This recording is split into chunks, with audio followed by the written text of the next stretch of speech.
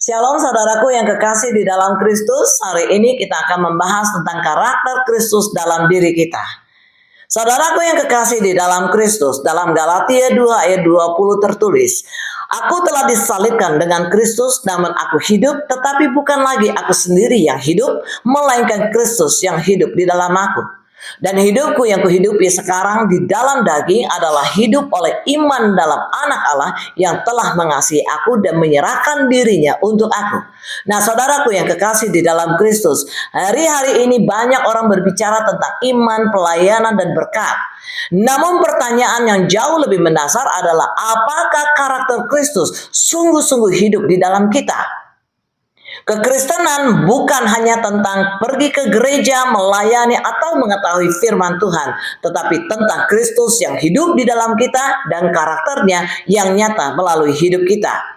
Saudaraku yang kekasih di dalam Kristus, Rasul Paulus dalam Galatia 2 ayat 20 menyampaikan inti Injil dan inti kehidupan kekristenan. Hidup yang lama mati dan hidup yang baru dikuasai oleh Kristus. Nah, saudaraku yang kekasih di dalam Kristus, surat Galatia ditulis oleh Paulus untuk melawan ajaran yang menyimpang yang mengatakan bahwa keselamatan diperoleh bukan hanya oleh iman kepada Kristus tetapi juga oleh hukum Taurat.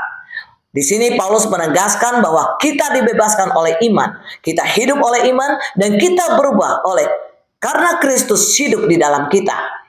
Saudaraku yang kekasih di dalam Kristus, Galatia 2 ayat 20 adalah pengakuan iman pribadi Paulus dan sekaligus pola hidup setiap orang percaya. Yang pertama, aku telah disalibkan dengan Kristus, artinya kematian manusia lama. Karakter Kristus tidak mungkin nyata tanpa kematian manusia lama. Yang pertama, mati terhadap dosa dan ego. Disalibkan dengan Kristus berarti ego tidak lagi berkuasa, keinginan daging tidak lagi memimpin, ambisi pribadi tunduk kepada kehendak Allah. Dalam Roma 6 ayat 6 tertulis, "Karena kita tahu bahwa manusia lama kita telah turut disalibkan supaya tubuh dosa kita hilang kuasanya, agar jangan kita menghambakan diri lagi kepada dosa." Roma 6 ayat 6 ini menyatakan bahwa manusia lama kita telah turut disalibkan. Karakter Kristus seperti kerendahan hati, kesabaran, ketaatan tidak akan bertumbuh jika manusia lama kita masih hidup dan berkuasa. Dan yang kedua, salib mendahului kebangkitan. Tidak ada kebangkitan tanpa salib. Tidak ada karakter Kristus tanpa penyangkalan diri. Nah, saudaraku yang kekasih di dalam Kristus, Yesus sendiri berkata, "Setiap orang yang mau mengikuti aku, ia harus menyangkal dirinya, memikul salibnya, dan mengikut aku." Yang kedua, namun aku hidup, tetapi bukan lagi aku sendiri. Artinya transformasi identitas. Kristen sejati bukan orang yang diperbaiki, tetapi diubahkan. Yang pertama, identitas baru dalam Kristus. Paulus tidak berkata, "Aku lebih baik sekarang," tetapi bukan lagi aku sendiri yang hidup. Artinya, cara berpikir berubah, cara bereaksi berubah, cara memandang hidup pun berubah. Dalam 2 Korintus 5 ayat 17 tertulis, "Jadi barang siapa yang ada di dalam Kristus, ia adalah ciptaan baru. Yang lama sudah berlalu, sesungguhnya yang baru sudah datang." Yang kedua, hidup yang dikendalikan oleh Kristus. Karakter Kristus muncul ketika Kristus menjadi pusat keputusan, Kristus menjadi standar moral, Kristus menjadi teladan hidup. Jadi bukan lagi apa yang aku mau, tetapi apa yang Kristus kehendaki. Nah, yang ketiga, Kristus yang hidup di dalam aku, artinya sumber karakter sejati. Inilah inti kehidupan kekristenan. Yang pertama, karakter Kristus bukan hasil usaha manusia. Kita seringkali berpikir bahwa saya harus lebih sabar, saya harus lebih mengasihi. Namun Alkitab mengajarkan bahwa karakter Kristus adalah hasil kehidupan Kristus di dalam hidup kita. Dalam Galatia 5 ayat 22 dan 23 tertulis, Tetapi buah roh ialah kasih, sukacita, damai sejahtera, kesabaran, kemurahan, kebaikan, kesetiaan, kelemah lembutan, penguasaan diri. Tidak ada hukum yang menentang hal-hal itu. Nah, jadi saudaraku yang kekasih di dalam Kristus, buah roh bukan hasil kerja daging, kasih, sukacita, damai sejahtera, kesabaran, semua adalah buah, bukan paksaan. Yang kedua, hidup dalam persekutuan dengan Kristus. Kristus hidup dalam kita melalui Roh Kudus, firman Tuhan, doa, dan ketaatan. Tanpa hubungan yang hidup dalam Kristus, karakter Kristus tidak mungkin nyata.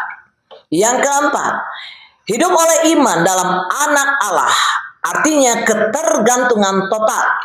Karakter Kristus berkembang melalui iman yang terus-menerus. Yang pertama, iman setiap hari.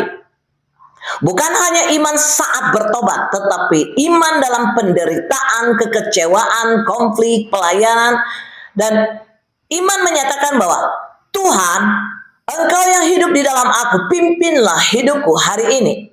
Yang kedua, iman yang menghasilkan ketaatan.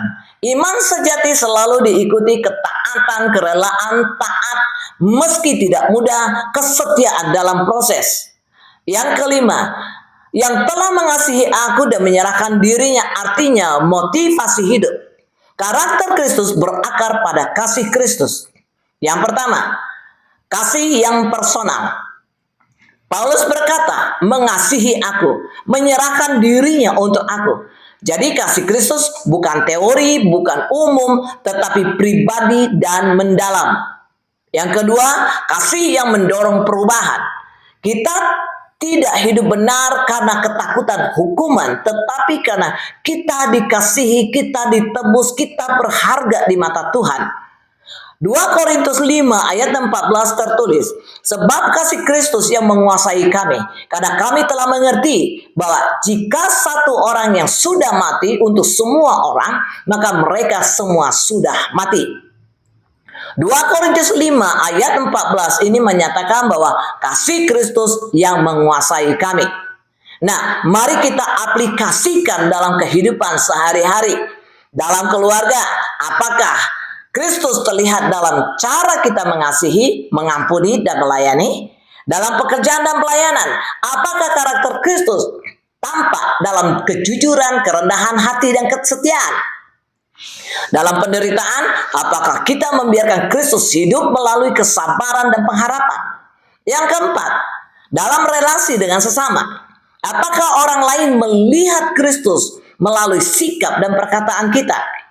Nah, saudaraku yang kekasih di dalam Kristus, Galatia 2 ayat 20 ini bukan sekedar ayat hafalan, tetapi pengakuan hidup.